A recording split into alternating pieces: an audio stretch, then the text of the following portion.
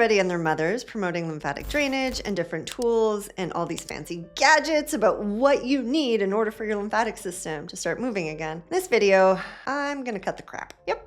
I'm gonna go through a list of about 15 things and tell you what are the must-haves, what are the nice, like would be nice, and what are the unnecessaries. Now, just for some clarification, I'm not gonna be ranking these within those categories, okay? They're just, yes, this is what I would suggest. Now, what I'm gonna say is sometimes there's caveats, meaning just because maybe I say something is not necessary, there may be a time where it might be necessary. So I'll explain that too as we go through. Like, hey, if you have this, this would then potentially move it up to this, but you need to do XYZ first. Kind of thing. All right, so let's dive in. And in no particular order, okay, guys? Like, I literally just have a list and we're just gonna go through it. All right.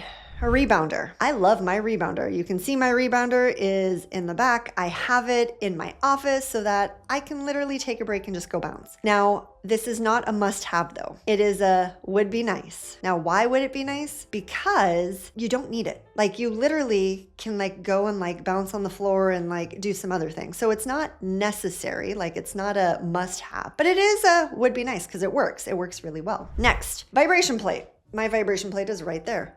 I love my vibration plate. It's in the same category though, for me, as the rebounder, as a would be nice. It's nice, it's not necessary. Now, I will, however, say that if somebody has things like lipedema or lymphedema, a vibration plate would then move up the list in a couple months after you start like implementing lymphatic drainage. Now, why I say that is because the vibration plate is really good at helping contract the muscles and getting fluid moving. So I will say that individuals that have those conditions, the vibration plate does move up. And if you made me choose between vibration plate and rebounder, if you have one of those conditions, vibration plate is going to overrank a rebounder, but you gotta make sure that the vibration plate has the right frequency in order for it to be as effective as you're wanting it for lymphatic drainage. It needs to have a frequency of between 10 and 30 hertz. We don't want it too high and we don't want it too low either. It needs to be in like that sweet spot in order to get all the benefits. So vibration plate. And again, guys, I use those two all the time, but they are not necessary. I love them, but they are not necessary. Let's move on to something that is necessary. Your hands. Your hands are must-have necessary tools. And what I mean by that is you need to understand and learn how to use these. This is the top most important thing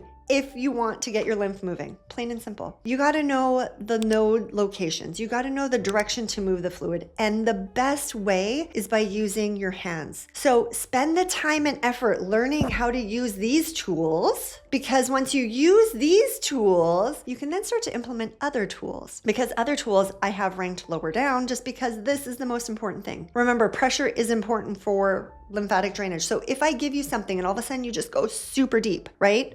Like, I love deep tissue massages. Your lymph does not love deep tissue, okay? So we gotta learn what to do with these: pressure, direction, order, all of that. So this is a must-have. So take the time, guys. Learn the locations, learn the direction. Like, you can get my posters. There'll be a link below for you to print off and literally see where the locations are so that you can learn to use these most effectively. All right, next, let's go to gua sha, a gua sha tool. I have many of these. It's not necessary. The reason I say it's not necessary is because this is not going to make your lymphatic fluid drain any better. Truthfully, this tool has been so bastardized with its tools and uses. And not to say that it can't be beneficial. The traditional use of this tool is to break up scar tissue and adhesions. It is not this like gentle, like dragging over the skin. If you are going to use this tool to break up adhesions and fascia and scars, then I would maybe move it up, especially if you're somebody that has a lot of fascial adhesions, you had surgeries, you have big deep scars, then I might move this up to it would be nice, but it's still not necessary because you can do certain things with your hands to break up those adhesions. So definitely not necessary. Might move up to a would be nice if you have like deep scars,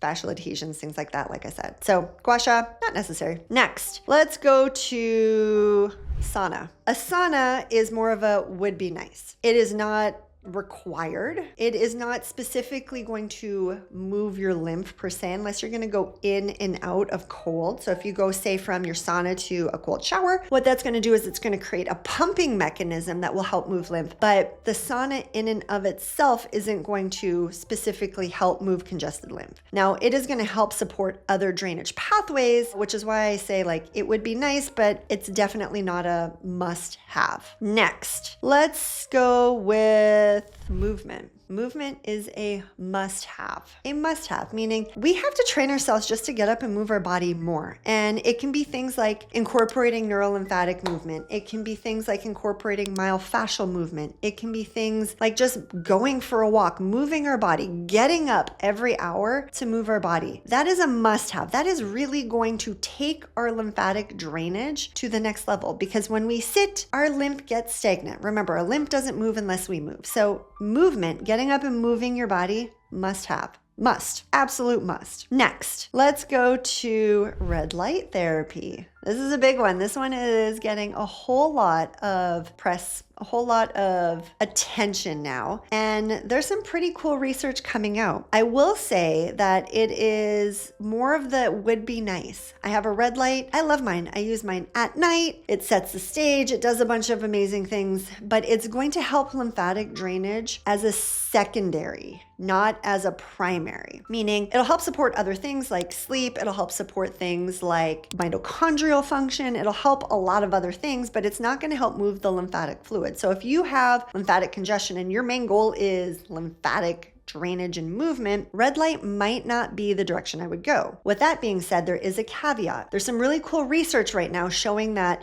certain wavelengths are helping create new lymphatic vessels, especially in individuals who have had things like breast cancer treatment. So if you've had breast cancer, I might move that up the list, especially in a couple months when there's more research supporting it, to a must-have if you're somebody that has had like breast cancer or ovarian cancer with like surgeries and scars and fibrosis and things like that. Then I will probably move that up to a must-have for those individuals. Everybody else, it will probably still stay at the would be nice, but it's not a must-have. All right, let's talk about cryotherapy.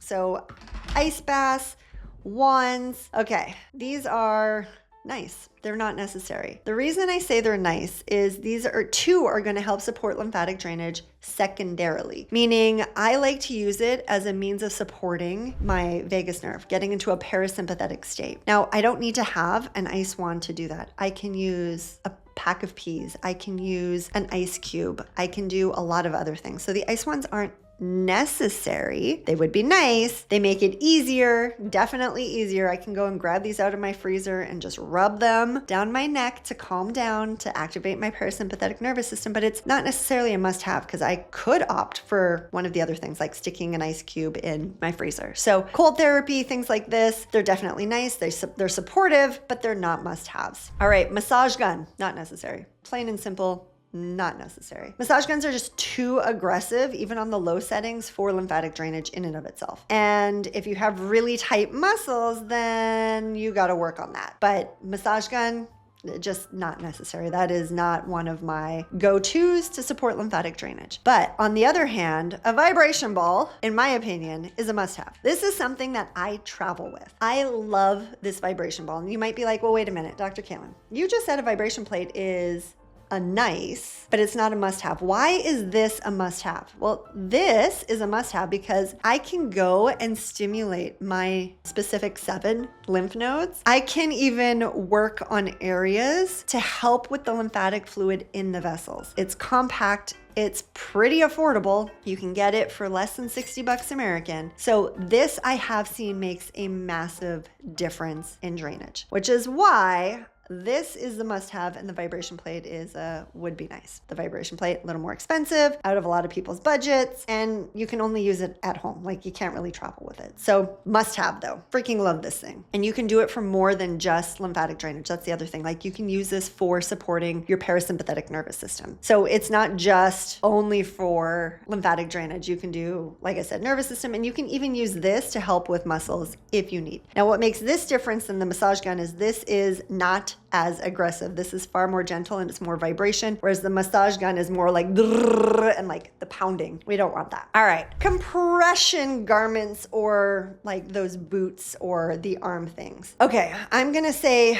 for the general public, not necessary, okay? General public, it is not necessary. If you, however, have lymphedema, even maybe lipedema, especially more progressive stages of lipedema, those might be beneficial if, there's a big if they are properly fitted to you. Not to mention, you have to replace them every, I think it's like 6 months to a year, because it loses its stretch and then it's no longer effective. If you are one of those individuals like the lymphedema or lipedema, and I would then potentially move up the compression garments to, it would be nice, even a must-have, especially if you're traveling like by plane, but just know that you're gonna have to replace them every 6 months to a year based on usage and stretch. Now, the compression garments that like inflate, those are definitely not necessary for most people. They're great, they're relaxing. I like them.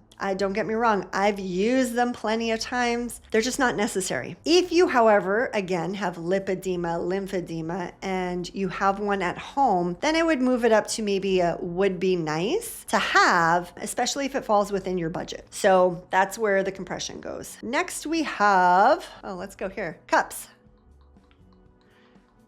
Not necessary. Not necessary. So many people all over are using cups, and they're not going to specifically be lymphatic drainage. I will move this up to a would be nice if you are somebody that has a lot of fascial adhesions or somebody that has scars. I do use this in that sense to help break up and move fascial adhesions, to break up scar tissue. Then, like C-sections, that kind of stuff, I will move that up to a would be nice. Now, why is it not necessary? Because we can still use our hands. We can do a lot of scar tissue mobilization and breaking up adhesions by using our hands or specifically moving our body, especially for fascial adhesions, in certain positions. So it's not necessary. It would be nice in certain instances, especially when you want to take it to that next level after you've used your hands and done the movement, then yeah, maybe consider getting these. They're not super expensive, but it's just learning how to use them. I do feel like a lot of people put way more emphasis on those than anything else. And if it's more cosmetics that you're looking for, then maybe go with the cups. But if it's lymphatic drainage, not necessary. All right, breathing. Breathing is a must. We need to learn how to diaphragmatic breathe, guys. Diaphragmatic breathing is gonna do so many things. And this is one of the things that I see help shift people so much faster and get them over plateaus so much faster than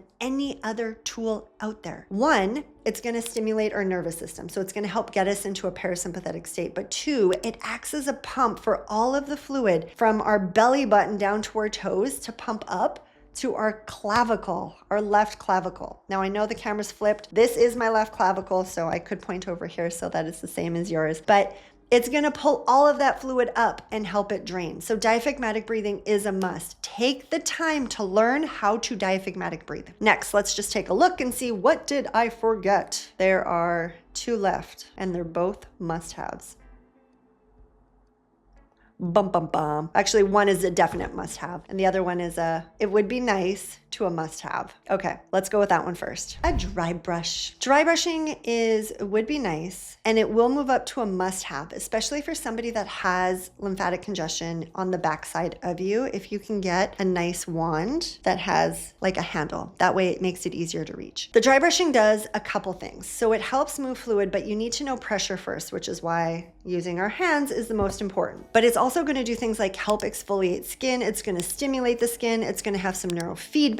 Like, it's doing more than just moving the lymph. And when you know how to use your hands in the direction to move things, the dry brush is the next step. So that's why I say it would be nice. And then it moves to a must-have when you become more advanced in moving things along. You can get a really good quality dry brush for like 80 bucks. And you might be like, oh my God, 80 bucks. When you get a good quality dry brush, it should last you years if you take care of it. But you got to make sure you get a good quality dry brush. So no toxins, make sure that it's quality bristles, like all the things. So dry brush, nice to a must have. And then the last one that it's probably going to surprise you guys that you probably wouldn't have thought would be on my list. Minerals. Minerals are a must have. Most of us are like mineral deficient. And so that's why you'll hear me talking all the time about adding a pinch of salt, sea salt, Himalayan salt to my water to help absorb the water at a cellular level and to help keep our potassium sodium pump regulated. That way it helps control fluid movement and fluid balance within the body. So one of my favorite things to use are like mineral drops. I put mineral drops in my water. Salt is cheap. It's inexpensive. We have it at home. That's why I talk about it all the time. But if you're somebody that has truly fluid retention issues, you have chronic dehydration, mineral drops is super helpful because what it's going to do is it's going to help hydrate you. And that hydration is going to help your lymphatic fluid become